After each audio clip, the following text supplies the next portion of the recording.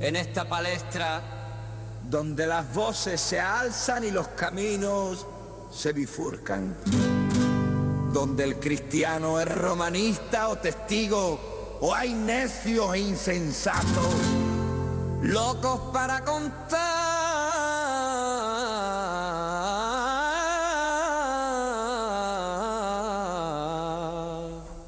relatos.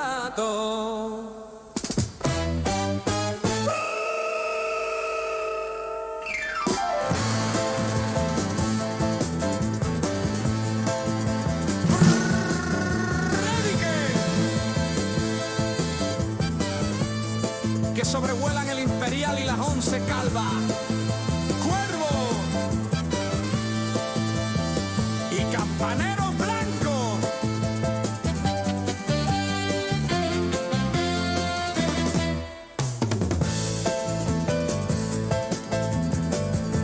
En medio de esto, una pregunta que lo cambia absolutamente todo.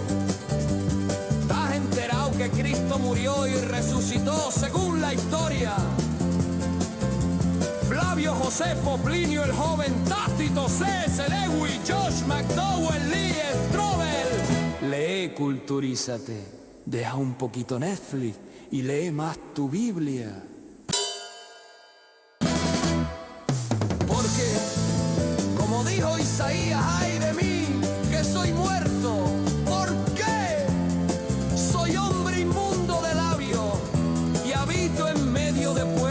Tiene labios inmundos y he visto con mis ojos al Rey, el Señor de los ejércitos.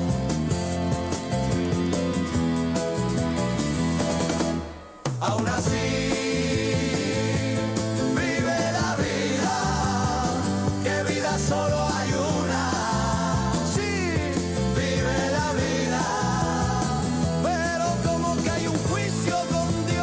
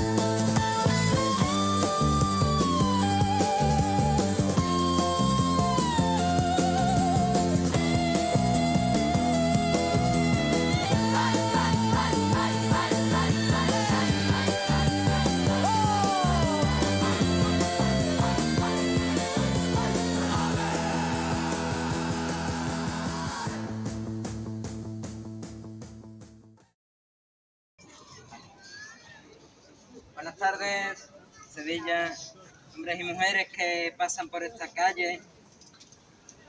Venimos a hablar en nombre del Señor Jesucristo. No venimos a entretener, no venimos a ofrecerles una religión muerta, no venimos a hablarles de filosofías de hombres.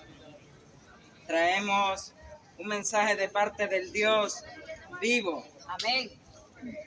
Un mensaje. Sed cristianos, porque el verdadero cristiano es salvo. El evangelio que anunciamos no es mío, no es de ella, ni de ella, ni de ella, ni de ella. El evangelio que anunciamos es el mismo que Jesús proclama en Galilea. El tiempo se ha cumplido y el reino de Dios se ha acercado. Arrepentíos y creed en el evangelio. Así dice Jesús en el evangelio de Marcos. No te engañes. Te voy a hablar de lo que es ser cristiano, pero no te engañes. Ser cristiano no es un adorno cultural.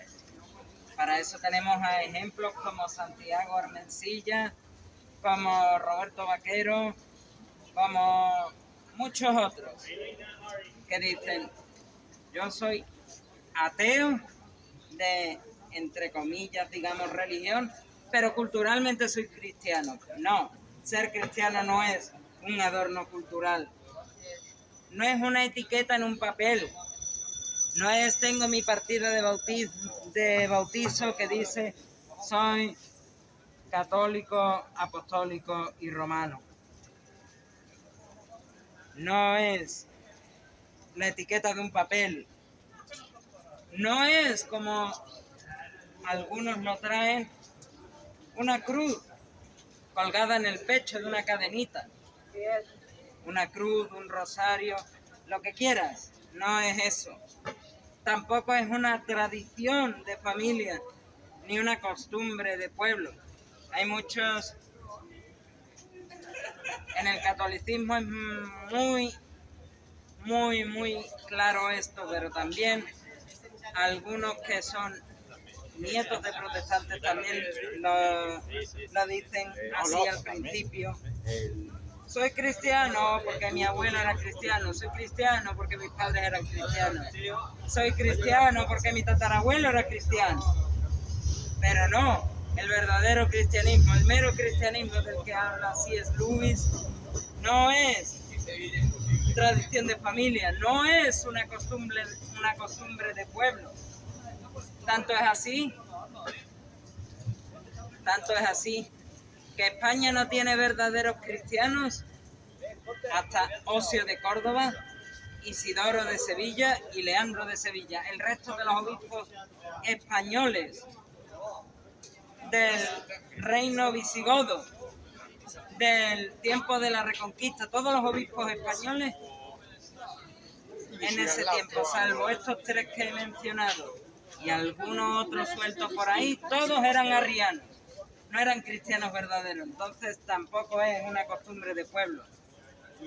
Tanto es así que la España que un día se jactaba de ser cristiana, ahora en esa España que se jactaba del cristianismo en tiempos del franquismo, muchos son ateos, otros descreídos, otros no practican su religión cristiana, otros directamente son musulmanes. ¿Cómo pues se puede decir que el cristianismo es una tradición de familia o una costumbre de pueblo? No, señor. El verdadero cristiano, clávatelo aquí en la sien, el verdadero cristiano es aquel que ha sido salvado, perdonado y transformado por Jesucristo. Vamos a ver 8 o 9 puntos sobre este tema. Y quiero que entiendas, todos estos puntos muestran lo que es ser cristiano. Primer punto, ¿quién es Cristo? ¿Sabes quién es Cristo? Porque si eres católico, eres el primero que debería saber quién es Cristo. Eres el que lo tendría que tener más clavado en la cabeza, clavado en el cerebro, en lo más profundo de tu ser. Si eres católico, deberías saber quién es Cristo. Y es que Jesús mismo pregunta a sus discípulos, ¿quién dice la gente que soy yo? Y la gente de aquel tiempo decía de Jesús muchas cosas. Un profeta, Elías, Juan el Bautista, que había sido resucitado. Pero Jesús va más allá. ¿Y vosotros, los 12 apóstoles, quién decís que soy yo? El impulsivo de Pedro dice, tú eres el Cristo de Dios. ¿Quién es Cristo? ¿Quién es Jesús? Jesús es el Cristo de Dios, el Mesías. Esa es la base del cristianismo. No puedes construir una identidad cristiana sin poner en la base a Jesús como el Cristo. Jesús no es un maestro cualquiera, no es un profeta cualquiera, no es un filósofo cualquiera, no es un mártir cualquiera. Jesús es el Cristo de Dios, el Salvador prometido, el Hijo eterno del Padre, el único mediador entre Dios y los hombres. Jesucristo hombre, dice la palabra. ¿Por qué Jesús no es un simple profeta? Preguntémosle al Corán. ¿Por qué Jesús no es un simple profeta? Preguntémosle al Corán. ¿Qué dice el Corán de Jesús y qué dice de Mahoma? Mahoma, el último profeta, el líder religioso definitivo, el que funda la última religión y después de los musulmanes no va a haber otra religión verdadera. Esta va a ser la única y la última. ¿Pero qué dice su Corán? Sin embargo, Mahoma no hizo ni un milagro, Mahoma no multiplicó panes y peces, Mahoma no sanó a nadie, Mahoma no devolvió la vida a personas muertas. ¿Más qué dice el Corán de Jesús? Y sin embargo Jesús sí hizo eso. ¿Significa que Jesús es un simple profeta? Por lo menos en cuanto al Corán, no. Por lo menos en cuanto al Corán, Jesús es mayor profeta que Mahoma. Pregúntale a Moisés, a la Torá. Dios traerá un mayor profeta que yo. A este creed, le dice Moisés. Y Jesús viene y se abroga a sí mismo términos que el Antiguo Testamento daba al Mesías por venir, diciendo: yo soy el Mesías, que dicen los diferentes profetas. Yo soy el mayor profeta que Moisés, que decía Moisés. Yo soy ese descendiente de Isaí, ese descendiente de David, el que se iba a sentar en su trono a gobernar. Ese soy yo. Por tanto, Jesús es más que nadie de los seres humanos que haya caminado por esta tierra. Él es el Cristo de Dios, el Salvador prometido, el Hijo eterno del Padre, el único mediador entre Dios y los hombres.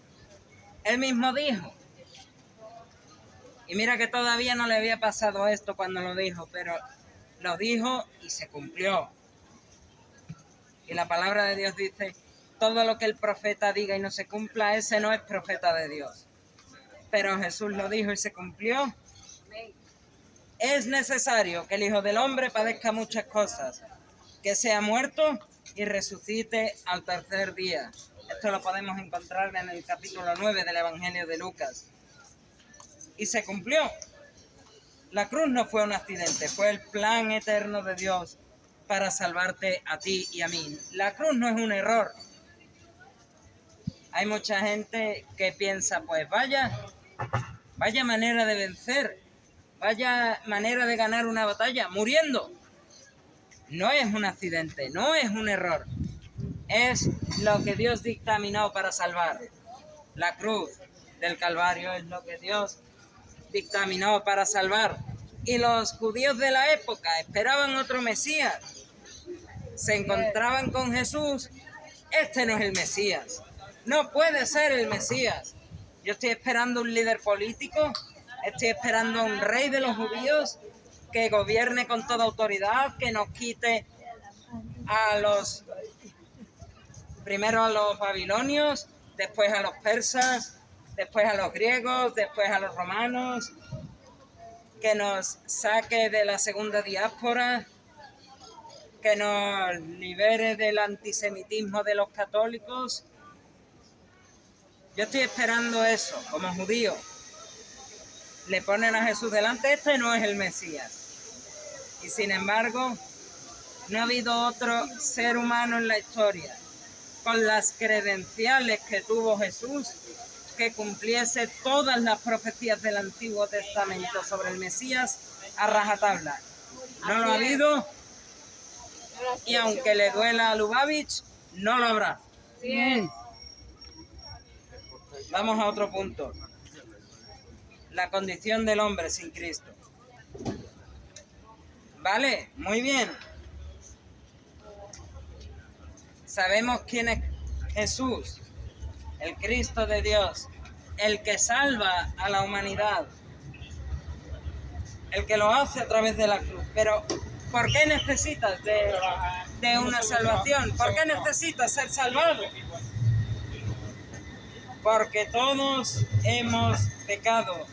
No hay justo ni aun uno. No hay quien busque a Dios. Todos nos hemos apartado. Lo encontramos en el capítulo 3 de la carta a los Romanos. Quizás tú digas que esto aplica a muchas personas en la actualidad.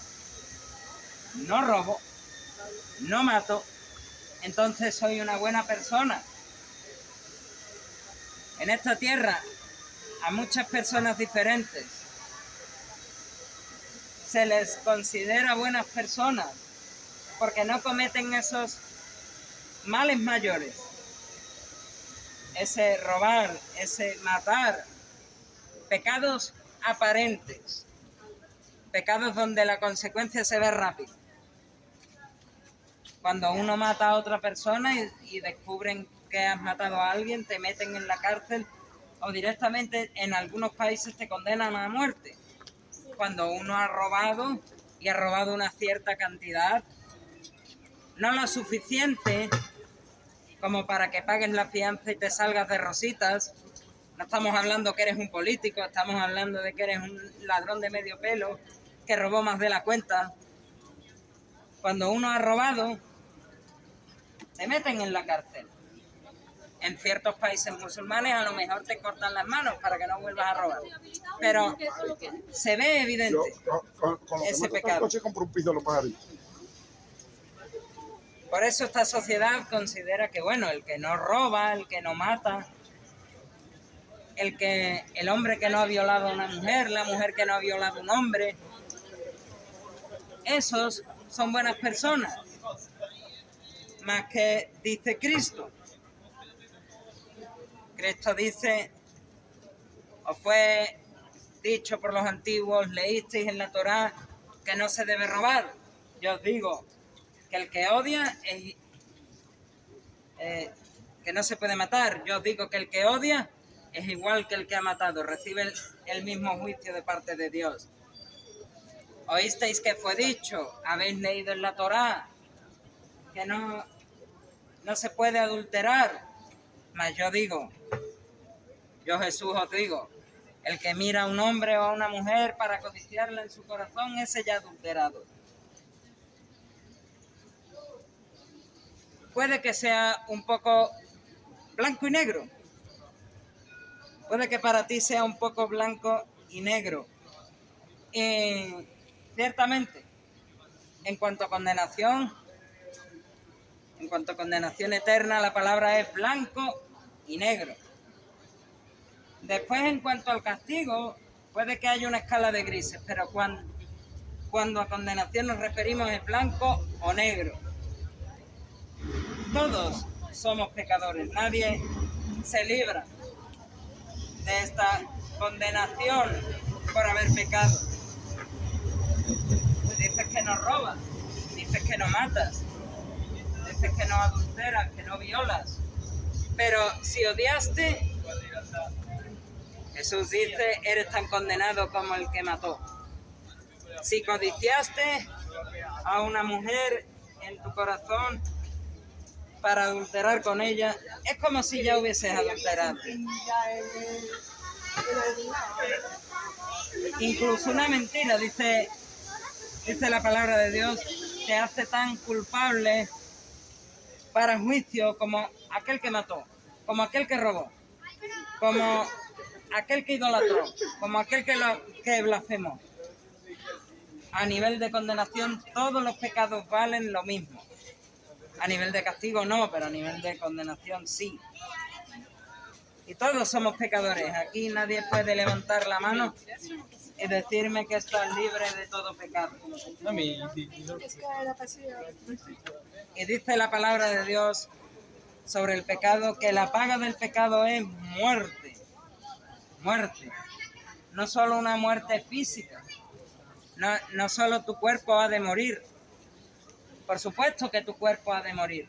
Es una de las consecuencias que viene de que Adán y Eva pecasen allí en el jardín del Edén. Otra consecuencia es que ya nacemos bajo condenación, bajo pecado, con una naturaleza que tiene unas pasiones, unos deseos, unos amores por el pecado.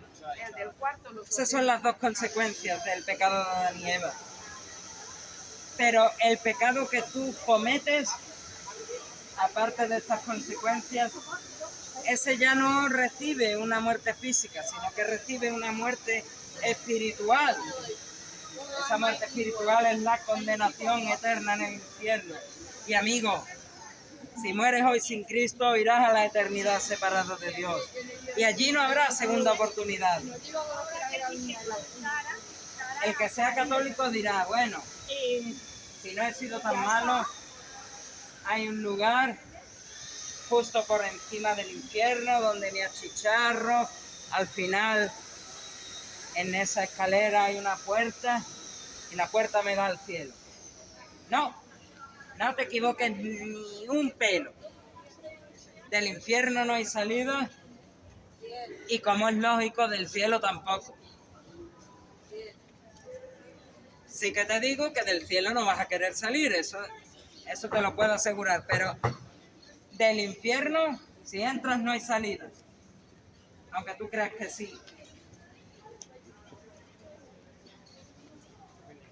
Otro punto clave que quiero que veamos en esta tarde, y es que la palabra de Dios nos llama al arrepentimiento. Lo hemos leído antes de la boca de Jesús. Arrepentíos y creed en el Evangelio. Por eso, cuando los oyentes en ese discurso de Pedro en Pentecostés preguntaron, ¿qué haremos? Pedro les volvió a recalcar las mismas palabras de Cristo. Arrepentíos. 3 veces en la Biblia se repiten esta palabra y esta conjunción copulativa. Arrepentíos y.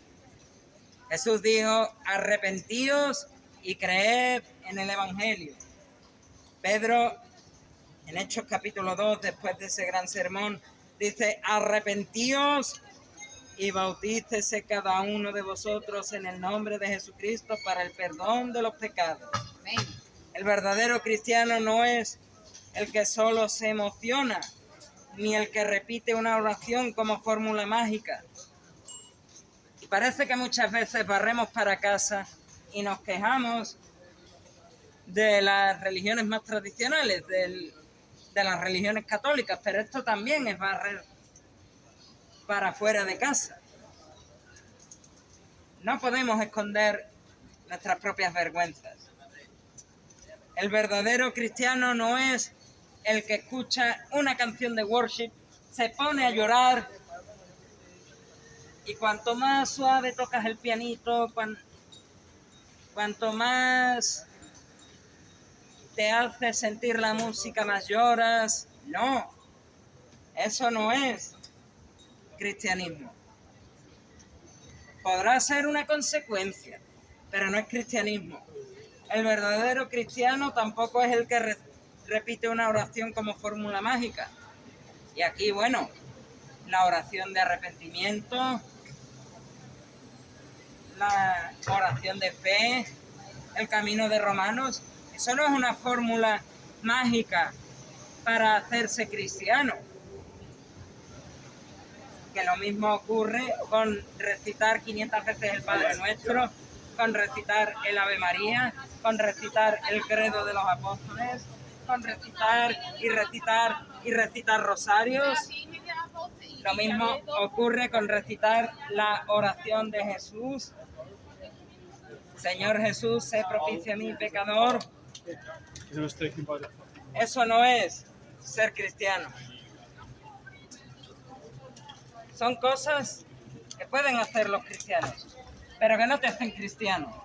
El verdadero cristiano, como así ha dicho Pedro, es el que se arrepiente, el que reconoce su pecado, el que se duele por él, el que lo confiesa y el que lo deja.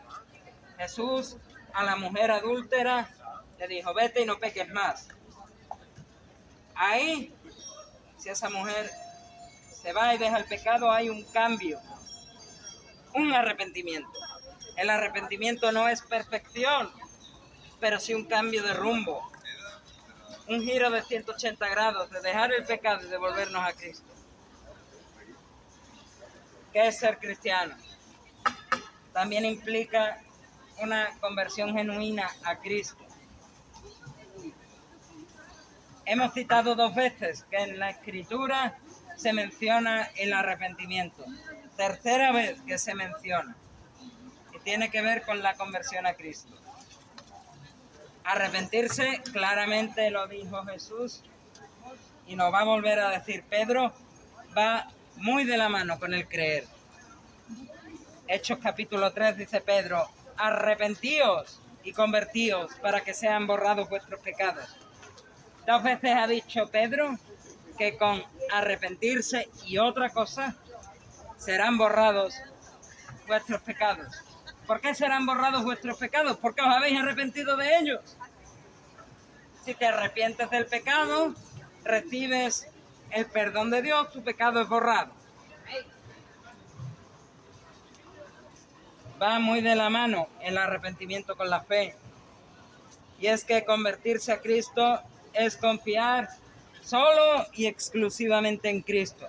Nada de obras, nada de religiones, nada de sacramentos, nada de moralidad, solamente en Cristo, porque dice la palabra de Dios que la salvación es por gracia, mediante la fe, y esto no es de vosotros, pues es don de Dios.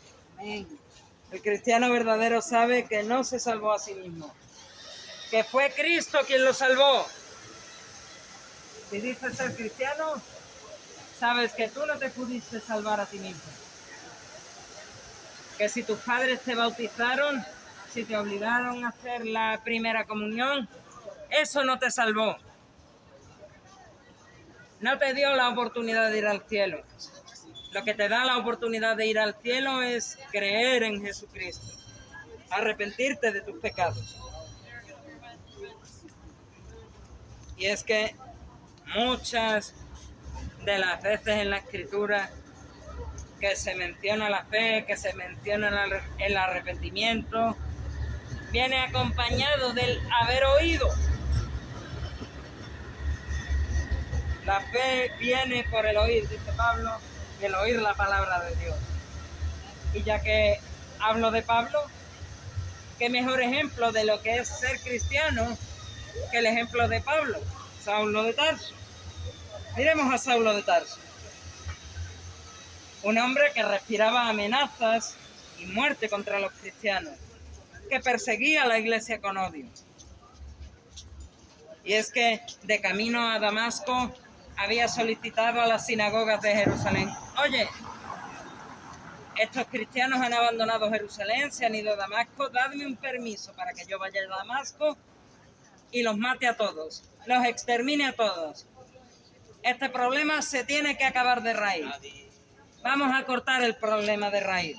¿Qué le pasa de camino a Damasco? ¿Qué le pasa a Pablo, al antiguo Saulo de Tarso de camino a Damasco?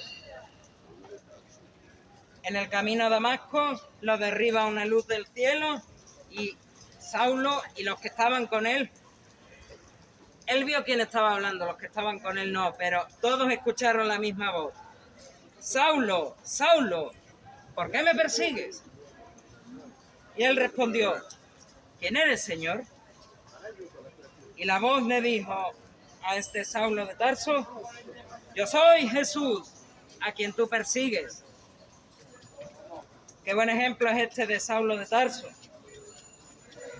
Cuando Saulo de Tarso escucha estas últimas palabras, yo soy Jesús, a quien tú persigues, allí Saulo muere a su antigua vida y nace Pablo, el apóstol de Cristo.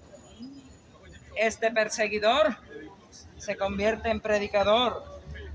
Eso es una conversión, un nuevo nacimiento, una vida transformada. Dejo de matar a los cristianos para ser ahora adalid, predicador, un prosélito de los que antes quería matar. Eso es una vida muy transformada, demasiado transformada. ¿Te sientes incómoda? Evidentemente tenemos que aspirar a Cristo, pero mientras no llegamos a la santidad, a la perfección, a la rectitud de Cristo, Pablo de Tarso es un buen punto intermedio. El verdadero cristiano, como es lógico, por eso aspiramos a ser como Cristo, no es perfecto, pero sí es diferente. Saulo y Pablo son diferentes el uno del otro. Uno mataba a cristianos porque no creía lo que decían, porque sentía odio hacia los cristianos y hacia su mensaje. Y Pablo era uno que no solo ya no mataba a los cristianos, sino que promulgaba sus creencias. El verdadero cristiano no es perfecto, pero sí es diferente. Ya no vive igual. Su vida da ese fruto de arrepentimiento que Juan el Bautista pidió a los fariseos. Mostrad frutos dignos de arrepentimiento y entonces venís a mi bautismo por arrepentimiento. Y hay un costo del discipulado. Jesús fue muy claro. Si alguno quiere venir en pos de mí, niéguese a sí mismo, tome su cruz cada día y sígame. El cristiano verdadero no busca comodidad, no busca conveniencia. No sigue a Cristo por dinero, por fama o por beneficios terrenales. No se mete a monje porque ahí es donde puede sobrevivir, ahí es donde puede comer y afuera tiene que trabajar el campo arduamente para poderse llevar un trozo de pan a la boca. Ese no es el verdadero cristiano. El verdadero cristiano sigue a Cristo porque lo rescató, porque Cristo es su Señor. El cristianismo falso, y otra vez miramos para dentro de casa, el cristianismo falso, aunque se llame cristianismo, promete prosperidad, puede prometer diversión, el evangelio de la prosperidad, la teología liberal, prometen da y recibe el doble. Haz lo que quieras, que Cristo no te condena. Eso es lo que promete un cristianismo falso. El cristianismo verdadero, en su defecto, anuncia la cruz y también la gloria, porque quien pierda su vida por Cristo, la salvará. El cristianismo verdadero necesita no buscar la conformidad, ni la conveniencia, ni la convivencia mundana con otras religiones. No nos acercamos a los católicos y compartimos con los católicos en batalla cultural sometiéndonos al Papa, sino que si un católico, a pesar del Papa, quiere hacer batalla cultural con nosotros, con ese aunamos fuerzas. Pero a pesar del Papa, no a favor del Papa. Por eso hay una línea de separación entre el falso cristianismo y el verdadero cristianismo. Y es que hay una diferencia entre una religión muerta y una fe viva. Muchos creen que son cristianos, y lo he dicho antes, porque nacieron en un país con una tradición cristiana, porque los bautizaron de niños, porque llevan un crucifijo o porque asisten de vez en cuando a la iglesia. Pero la Biblia no menciona eso en ningún momento. La Biblia dice que a los discípulos se les llama cristianos por primera vez en Antioquía, que estos eran los del camino y tuvieron dificultades. Hubo una un alboroto no pequeño en Éfeso a causa de estos cristianos que decían que los templecillos de Diana de los Efesios, de los artificieros, de los artesanos de Efeso, esos eran ídolos. Y tuvieron un altercado por eso, por decir la verdad de Dios, la verdad de las Escrituras. No se les llamó cristianos por costumbre, sino porque seguían a Cristo, porque vivían como Cristo y porque predicaban a Cristo. Y sé que suena radical, pero te van a llamar de todo. Te van a llamar caníbal, te van a llamar come niños, te van a llamar el que te rapta y luego no vuelves a aparecer. Van a decir, ah, bueno, es que este te está comiendo el coco, es que este es un hereje, es que este no sé qué, es que este no sé cuánto. No te engañes, no eres cristiano por decirlo, no eres cristiano por tradición, solo eres cristiano si Cristo te ha salvado. Y es importante, el que es salvo es cristiano. Y el que Cristo ha salvado es cristiano también. Hay una esperanza para el cristiano y voy terminando. El verdadero cristiano definitivamente es salvo y su esperanza no está en este mundo. Habíamos dicho que el que vive sin Cristo solo puede esperar la muerte espiritual. Pero el que es cristiano, tiene una esperanza que va fuera de este mundo. Y es que Jesús volverá en gloria para juzgar a vivos y a muertos. Los que le rechazaron serán condenados eternamente. Los que se arrepintieron y creyeron en vida vivirán con él en cielos nuevos y tierra nueva. Esta es la esperanza que te debe de sostener como cristiano en medio de pruebas y de sufrimiento. Ahora, para terminar, quiero amigo, llamarte a esto. Sé cristiano, no de nombre, no de etiqueta, no de costumbre, sino de verdad. Hoy no te basta con decir, algún día me reconciliaré con Dios. Hoy no te basta con decir, yo ya tengo mi religión. Hoy no te basta con decir, a los ojos del mundo soy buena persona. Hoy ya es muy tarde para seguir con excusas. Esas excusas te valen para antes de ayer. El arrepentirte cuando ya eres cristiano, piensas, ¿por qué no me habría arrepentido ayer? ¿Por qué no me habría arrepentido antes de ayer? ¿Por qué no me habría hecho cristiano el mes pasado? ¿O el año pasado? ¿O hace 2 años? ¿O hace 5? ¿O hace 10?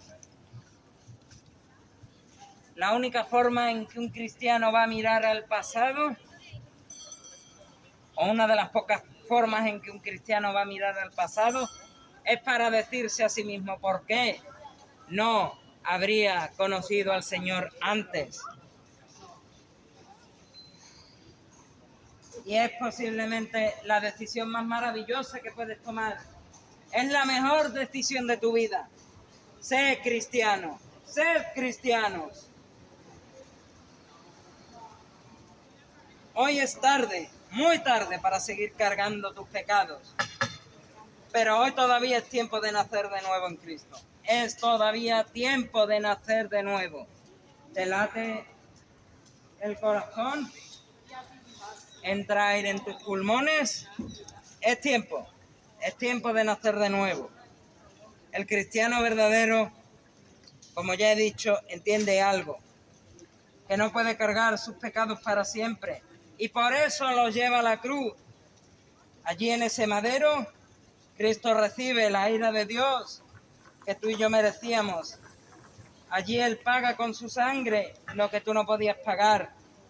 Allí clavó tu condena. Allí quitó tu culpa. Ser cristiano no es maquillarse de religión, no es mejorar un poquito la conducta. Ser cristiano es morir al viejo yo, es entregar tu pecado a la cruz y recibir la nueva vida en Cristo Jesús. Por eso hoy te digo, sed cristianos, llevando tu pecado a la cruz. Sed cristianos, confiando en el Salvador. Sed cristianos, naciendo de nuevo por la fe en Jesús. No esperes al mañana, porque mañana no puede llegar, puede no llegar. No sigas posponiendo el arrepentimiento, hoy es día de salvación. Arrepiéntete, cree en Jesucristo, entrégale tu vida y Él hará de ti un cristiano verdadero, un hijo de Dios, un salvo para siempre, para que tú le des a Él toda la gloria y la honra que solo Dios merece. A Él sea la gloria. Amén.